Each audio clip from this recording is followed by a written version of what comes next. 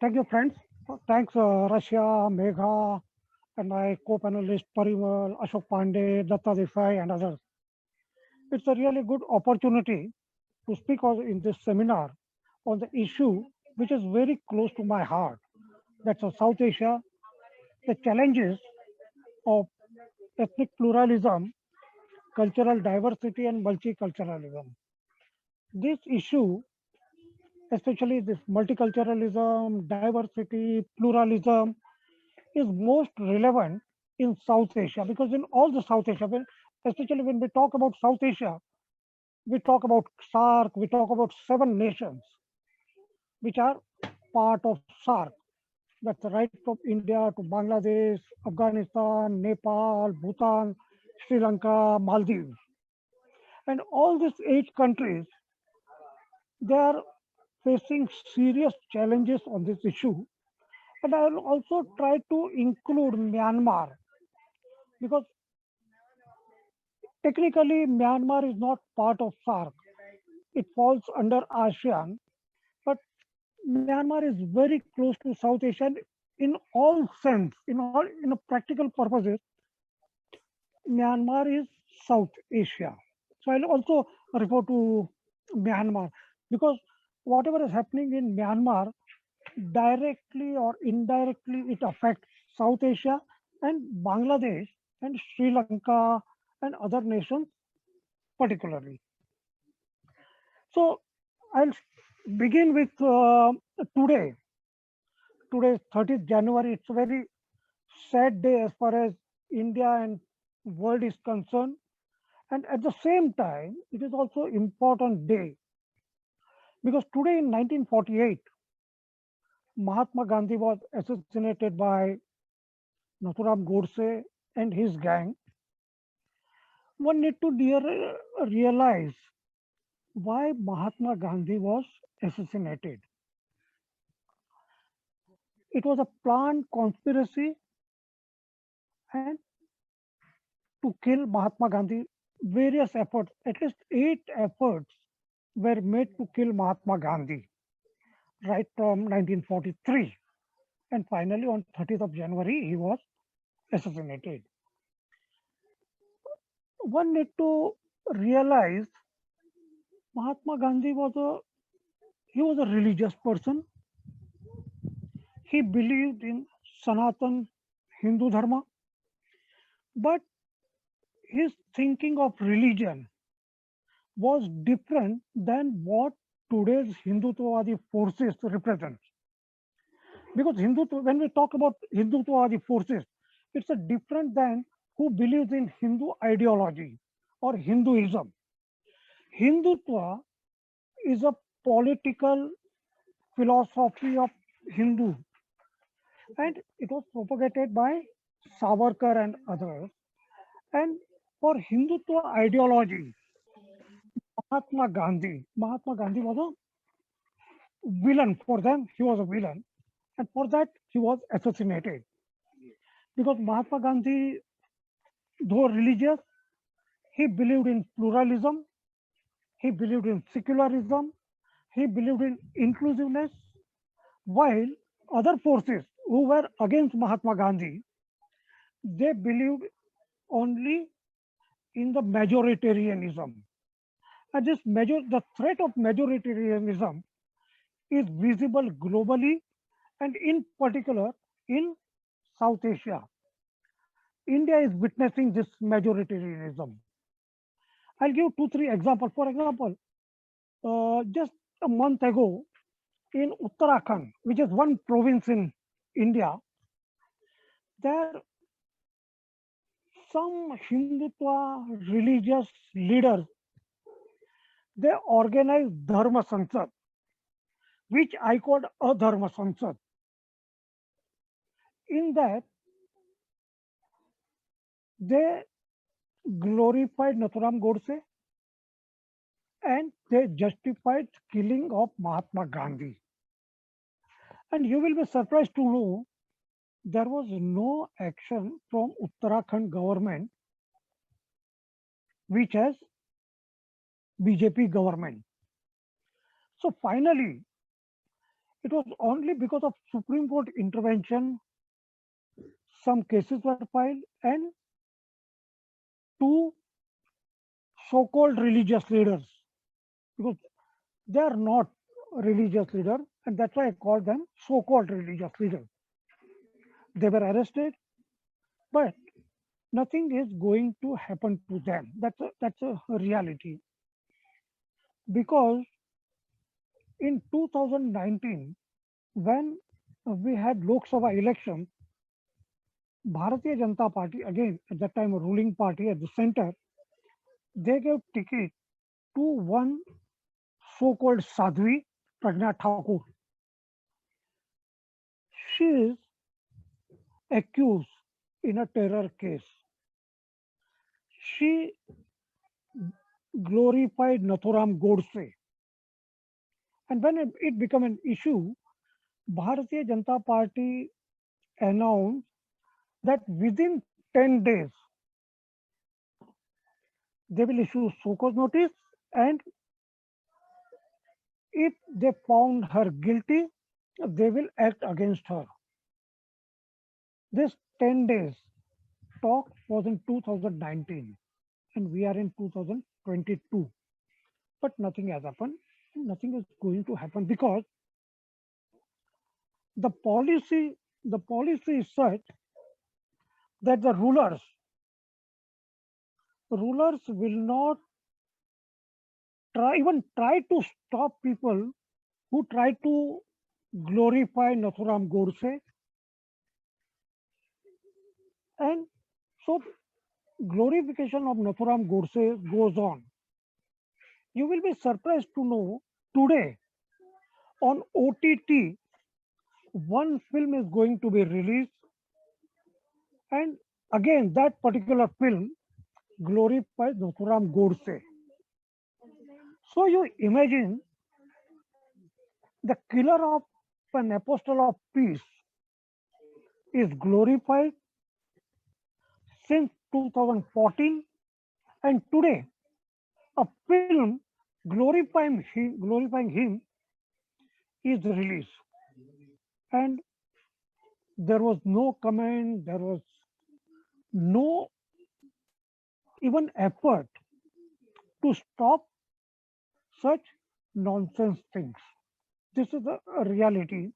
And I think that this majoritarianism is the most dangerous because uh, when I referred about the Adharma Sansad, in that Adharma Sansad, the call was given to kill, to massacre Muslim community. We can't, it's basically against the philosophy of democracy because democracy believes in pluralism and our constitution talks of secularism. But open threats are being issued, and there are multiple instances, multiple cases one can find. That's so there is a doubt in the mind of the people. Are we heading to majoritarianism? Are we moving in the direction of fascism? These are the questions India is facing. But at the same time, the Indian Constitution,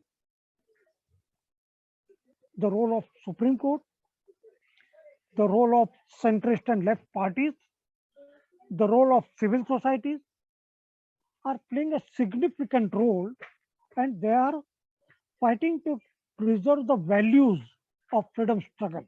So that's a reality, and that is at the same time they are the hope also. So this is a scenario of India. When we talk again, when we talk about Pakistan, because I'm not going to the details because ethnic issues are very serious in Northeast India. What we are facing in Kashmir are again very serious issues. But moving to Pakistan, again, just last month, various organizations, civil society members, they celebrated the movement called GA Sindh. It was the movement started years ago. It was for the aspirations of Sindhi community. But again, because the GS Sindh movement was celebrated, various cases of sedition are clamped on the activists. The sedition cases of sedition are very common in South Asia. In India, we are facing though the law of sedition is the legacy of the British. But we continued. But Mahatma Gandhi was against the law of sedition. Mahatma Gandhi at that time in 1947, he said that independent India should not have law like sedition because the sedition, apart from Mahatma Gandhi, Lokmanya Tilak and many other freedom fighters were tried under the sedition law. So the Pakistan GS Sindh movement of Sindh, the Pakistan is seriously facing issues in today's Khyber Pakhtunkhwa province, which earlier was called as Northwest Frontier Province. Pashtun or Pakhtun or Pathan, we say, they are facing serious repression in Pakistan. And there is a little hope in the sense. Few years ago, students' movement called as PTM, Pakhtun Tahfiz movement, though it was a student movement, youth movement, it tried to galvanize the aspirations of the Pashtun community and how Pashtun community is brutalized by state as well as by the militant organizations like Taliban or Haqqani Network. Because Haqqani Network since 2001, since the end of the 2001, Haqqani Network became active after leaving Afghanistan. They became active in Northwest Frontier Province, one North Waziristan. They became active. So these are the issues Pakistan is facing. It's like aspirations of Pashtun. Then they are also having issues of Baloch nationalism. Baloch nationalism is a serious issue which needs to be looked into because again, the way in India capital K is sacred, capital K is Kashmir. Similarly, in Pakistan, capital B is sacred, B is Balochistan. If someone critically analyze Balochistan's issue, he or she automatically becomes anti-national. So in that sense, there is a lot of similarity between Kashmir and Balochistan. So I think they are the facing issues in Afghanistan. In Afghanistan scenario is a absolutely terrible. Hazara community, for example, Hazara community, which are a minority community. Hazara community is targeted. They have to flee too many times to Pakistan. Recently also, many Hazaras were killed by Taliban and Islamic State because Islamic State is active in Afghanistan, Nangarhar province. So Hazara community is facing issue. There are other minorities like Uzbek, but again, Uzbek are facing issue. But the major is the Pashtun domination. But the number two is Tajik. And in this recent struggle, if we see, Shah Ahmad Masood earlier was assassinated. His son, they are leading the movement in Tajik dominated province. But again, massive killing in province, and now they had no other option but to take shelter in Tajikistan. So leadership of Tajik are in Tajikistan now, and from Tajikistan they are operating. And the scenario of 1993, 94, or 96, since Taliban was ousted in 2001, India used to support Tajik Shah Ahmad Masood through Tajikistan. But this time, Tajiks are not getting support from, forget India, but they are not getting support from any country. So this is the scenario. So again, the scenario in Afghanistan is a it's very difficult to explain because I feel that in next couple of months, one can find massive starvation death in Afghanistan because India promised wheat supply, but again, it's a very difficult to transport it to Afghanistan because the only way is through Wagha, through Pakistan.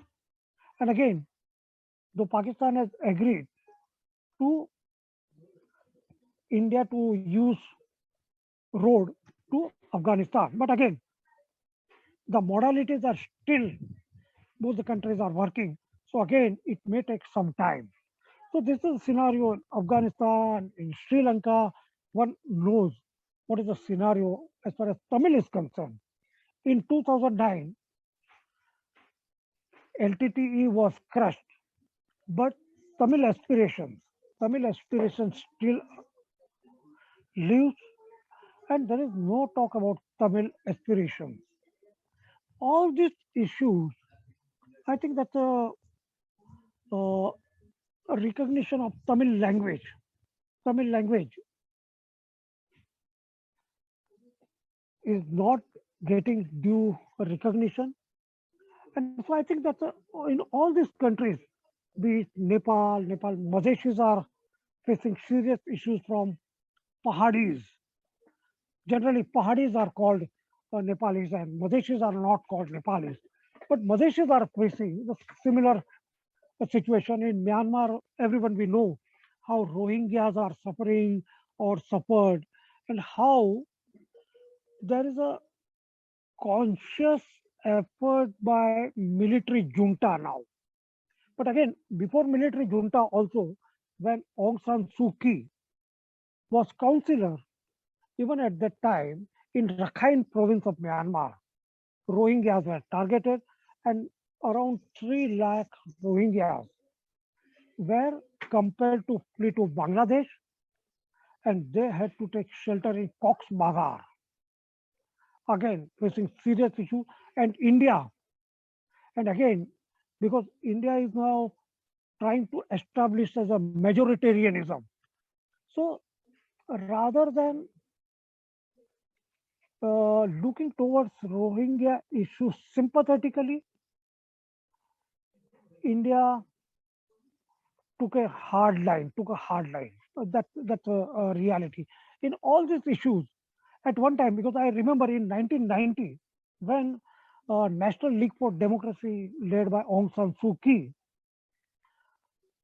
was compelled to, most of their member of parliament who were elected in 1990 elections, they were compelled to leave, they were compelled to flee Myanmar, and most of them were found shelter in India. India provided them shelter, but this time India didn't provide any shelter. Similarly, in case of even Afghanistan, because even in Afghanistan, during when Taliban took over Afghanistan, at that time India provided shelter to Najibullah's family. Later on, Dr. Abdullah, who was the chief executive of Afghanistan, Abdullah and his family were in India. They lived in Delhi. India provided them shelter. And so many member of parliament of Afghanistan were provided shelter in India. This time, Indian government took a position that only Hindus and Sikhs of Afghanistan, they will be given protection or shelter in India. I think such a sectarian approach, such a sectarian approach is against the principle of humanity. We need to see the refugees because India doesn't have any refugee law. We need to have refugee law. And without any law regard to refugees, the government of the day decide on its own wisdom to whom one should give shelter, to whom one should give refugee status.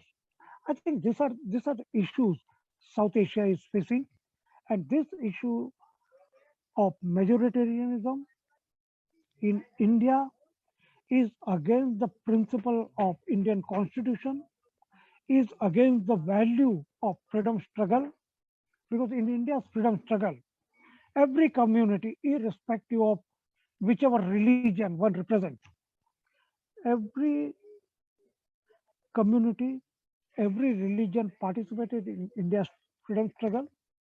And that's why Indian Constitution, we can say, came from India's freedom struggle. It's a inclusive, and I believe that globally, globally one can see we are witnessing the rise of majoritarianism. The rise of majoritarianism is against pluralism, is against democracy, and I think that we need to see how South Asia can really come out of this phase. And for this, I feel some serious discussion within SARC is necessary. But SARC has become ineffective. SARC constitution says SARC summit should be held once in 2 years. The last SARC summit was held in Nepal at the end of 2014. And since 2014, we haven't able to organize SARC summit. So this is scenario of the SARC.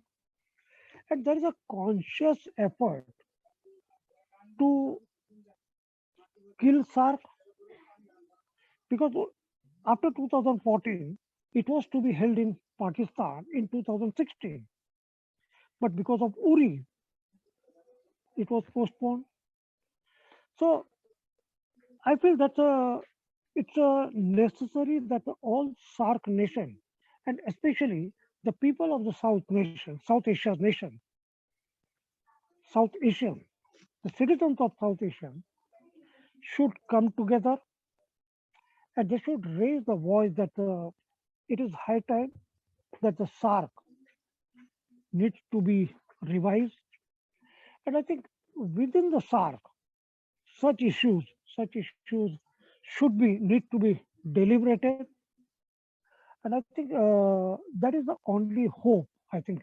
And at the same time, we find it's a very difficult to move within SARC nation because for Indians going to Pakistan is just impossible. Getting visa is a big issue, and similarly, it's a vice versa because these relations are bilateral relations.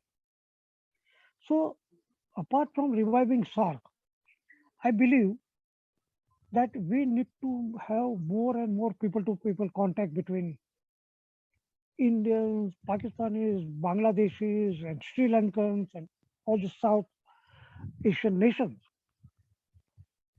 Also, with the Myanmaris, because Myanmar is now facing more serious challenges because it's ruled by military junta. Aung San Suu Kyi is in prison and she's already sentenced 8 years. And we all know how military junta is operating and it's all trumped up charges. So this South Asia, because I've included Myanmar in South Asia, so the citizens of South Asia need to raise their voices, need to raise their voices for the democracy, for pluralism, for secularism, and for multiculturalism. I think I'll stop here, and if there are any question or that we can discuss that one.